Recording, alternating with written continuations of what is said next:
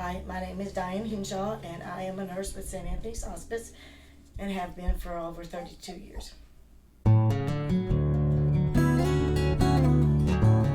Hi, this is how I became a hospice nurse and why I still am a hospice nurse. When I was at Murray, the nursing class that I took in public health was one that I really enjoyed, and that I think was part of why I wanted to be in the outside in the field. So when I got out of school, I went to work in a hospital like most nurses, and I worked there for about 8 years, and I had my third child, and then my husband and I were trying to decide, he was working different shifts and I was too, what to do. So we decided that I would stay home for a while.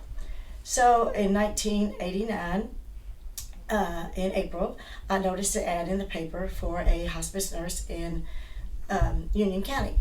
And so Union County had started hospice in January of '89. It had already been in Henderson for a few years. So there was one other nurse working, and she, of course, needed some help as the patient load got larger. So I went to work at hospice for every Friday and took call 2 nights a week and every other weekend for a little while. And then as our patient load got higher and we hired some more people, and I went to work 2 days a week, and then 3 days a week in '95, and then now I work 4 days a week. 1 weekend a month, 1 weekend a week I take a call, and 1 weekend a month I take a night call. So anyway, but hospice has really changed over the years. When hospice first came about, we were not Medicare funded or Medicaid funded or even United Way. A lot of ours came from donations from private people, donors, and we did a lot of fundraisers, a lot of festivals, a lot of going to church and speaking, and that was a lot that the nurses also did that. And then we also didn't have DME people to bring equipment. We had the KCs who had volunteers who kept our beds in storage rooms so that they brought the storage brought them to the patient's house when we needed them. We had potty chairs and bedside tables that we had stored in our office, and sometimes we'd sit on them. In order for meetings, we didn't have room for the chairs. So anyway, we would also deliver those to patients, and I'll never forget one time the other nurse got a bedside table in her car, and it is spring loaded, so it got popped open in her car, and we barely got that out. So it was a lot of different than it is now. We have just a phone call away. You call and they bring the DME equipment. We have ventured into Webster County years ago, and now we go into the nursing home, and we also go into the care center. And so there are a lot of changes, and we also have computers, which is not my forte, but we do have a lot of changes since hospice in the last 30 years. But my mom told me years ago that when I was little, they might not thought I was going to live when I was born because I was small.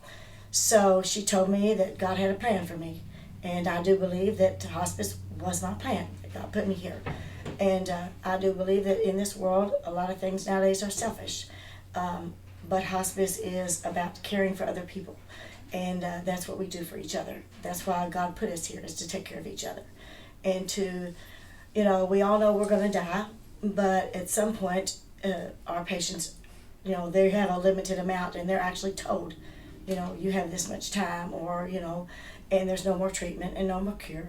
And so their reality of death has come. And so they want to spend their last moments on this earth, or last hours or minutes or months, ever how long they have left, for good quality. So we at hospice want that for them. So as the nurses, we try to help them to have the best pain control, nausea control, symptom control that they can have.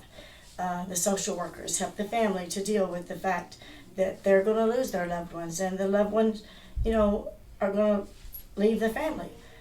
This chaplains also help with some spiritual issues that they have.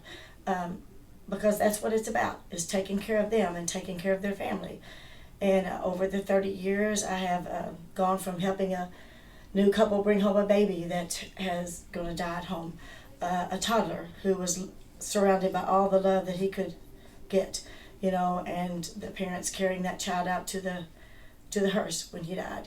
a man who was the same age as my husband and had children the same age as my kids, and not knowing how I was going to react to that. Also, a 101-year-old lady who I've known went to church with me for years and used to shuffle up the aisle, you know. So it's all about helping and serving people. And I feel like that's what God put me here for, and that's what we do. You know, and over the years they have become like family, especially when you live in the same county that you work in. You know, I've lived in Union County all my life except to go to Murray to school. And so, you know, I know a lot of the people. They knew my parents and my grandparents, and I think that keeps them at ease a little bit, you know. And over the years, I can drive through the town now, through the county side, and point out so many houses of so many people that I have taken care of over the years. Might not remember their names. I might not remember exactly what was wrong with them, but you might remember some little something about them, you know, and that's just comforting to them.